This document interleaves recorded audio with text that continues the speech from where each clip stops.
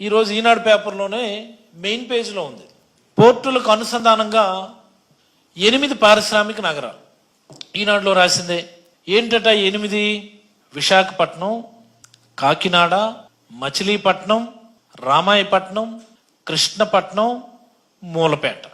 ఈనాడులో ఫస్ట్ పేజీలో ఉంది ఇది. ఒకసారి ఈనాడు డైరెక్ట్ ఓపెన్ చేయి. విశాఖపట్నం, కాకినాడ, మచిలీపట్నం, రామాయపట్నం, కృష్ణపట్నం, మూలపేట, వీటన్నిటి పరిధిలో 8 పారిశ్రామిక నగరాలు నిర్మిస్తారట. ఇందులో ఏ ఒక్కటైనా చంద్రబాబు హయాంలో నిర్మించినటువంటి పోర్ట్ ఉందా? Single port. విశాఖపట్నం పోర్ట్ ఏమైనా చంద్రబాబు హయాంలో నిర్మించిందా? కాకినాడలో ఉన్నటువంటి గేట్వే పోర్ట్ కానీ యాంకరేజ్ పోర్ట్ కానీ చంద్రబాబు హయాంలో నిర్మించినవా?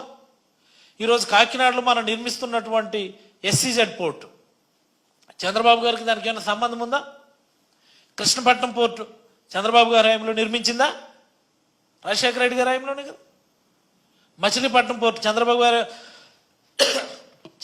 హయాంలో ఏమైనా నిర్మించినారా? మన హయాంలోనే కదా నిర్మిస్తున్నాం. రామాయపట్నం పోర్టు ఎవరి హయాంలో అంటే నిర్మించాం. మూలపేట పోర్టు ఎవరి హయాంలో అంటే నిర్మిస్తూ ఉన్నాం మనం.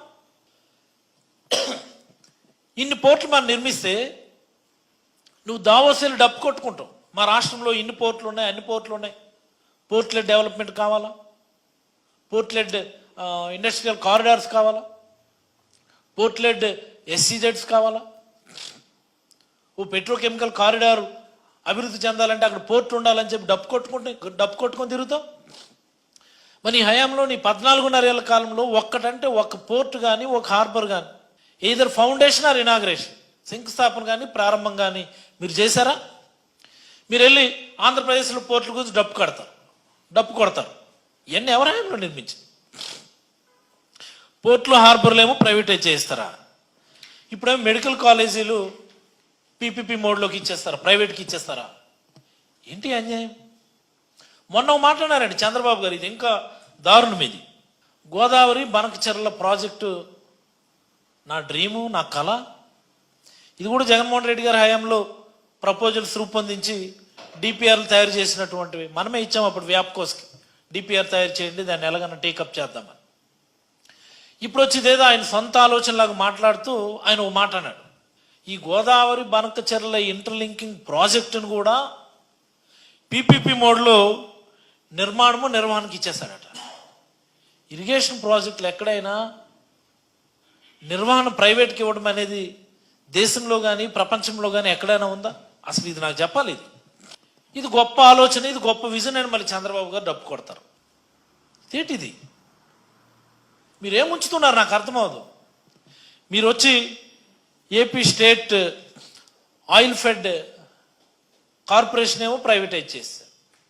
ఆ పులివెందుల్లో ఉన్న ఏపీ స్టేట్ ల్యాబొరేటరీని సెంట్రల్ ల్యాబొరేటరీని కూడా ప్రైవేట్కి ఇచ్చేస్తున్నారు. మీరు ఆరోగ్యశ్రీ ప్రైవేట్కి ఇచ్చేస్తున్నారు, అన్నిటినీ ప్రైవేట్కి ఇచ్చేస్తూ ఉన్నారు.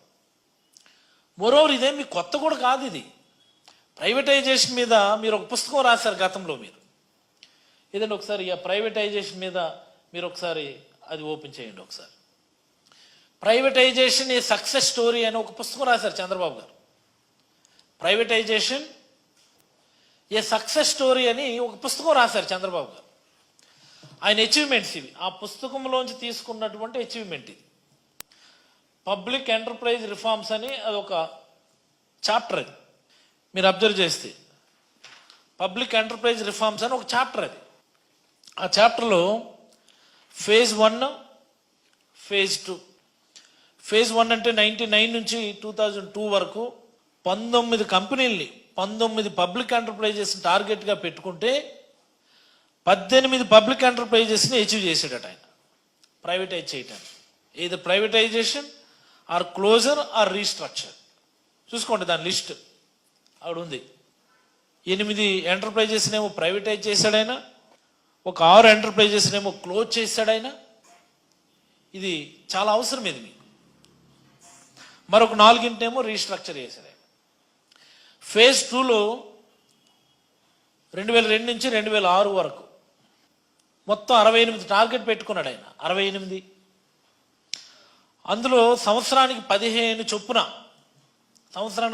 చొప్పున ఎయిదర్ ప్రైవేటైజేషన్ ఆర్ డిస్ఇన్వెస్ట్మెంట్ అని అనుకొని మొత్తంగా 36 భ్రష్టు పట్టించారు.